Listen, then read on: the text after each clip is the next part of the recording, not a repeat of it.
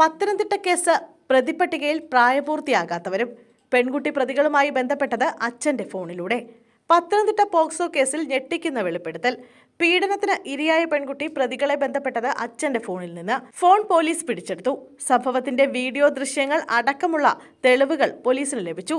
കായിക താരമായ പെൺകുട്ടിയെ പീഡിപ്പിച്ചവരിൽ പരിശീലകരും ഒപ്പം പരിശീലനം നടത്തിയവരുമെന്ന് കണ്ടെത്തൽ. അതേസമയം കേസിൽ 10 പേർ കൂടി കസ്റ്റഡിയിലായി. ഇന്നലെ 5 പേരുടെ അറസ്റ്റ് രേഖപ്പെടുത്തിയിരുന്നു. ഇതിന് പിന്നാലെയാണ് കൂടുതൽ പേർ പിടിയിലായത്. 18 വയസ്സിന് താഴെയുള്ളവരും പ്രതിപട്ടികയിലുണ്ട്. കസ്റ്റഡിയിലെടുത്തവരെ പോലീസ് വിശദമായി ചോദ്യം ചെയ്തു വരികയാണ്. പത്തനംതിട്ട ജില്ലയിലെ 6 സ്റ്റേഷനുകളിൽ കേസുമായി ബന്ധപ്പെട്ട അന്വേഷണം നടക്കുന്നതായാണ് വിവരം. ജില്ലയ്ക്ക് പുറത്തും പ്രതികളുണ്ടെന്ന് പോലീസ് പറഞ്ഞു. പീഡിപ്പിച്ചവരുടെ പേരുവിവരങ്ങൾ പെൺകുട്ടി ഡയറിയിൽ രേഖപ്പെടുത്തിയിരുന്നു.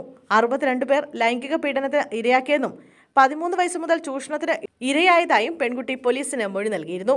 13-ാം വയസ്സിൽ സുഹൃത്താണ് കുട്ടിയെ ആദ്യം പീഡിപ്പിച്ചത്. പിതാവിന്റെ സുഹൃത്തുക്കളും സുഹൃത്തിന്റെ കൂട്ടുകാരും കുട്ടിയെ പീഡിപ്പിച്ചു. 2 കൊല്ലമായുള്ള പീഡന വിവരങ്ങളാണ് ശിശുക്ഷേമ സമിതി വഴി പോലീസിന് ലഭിച്ചത്.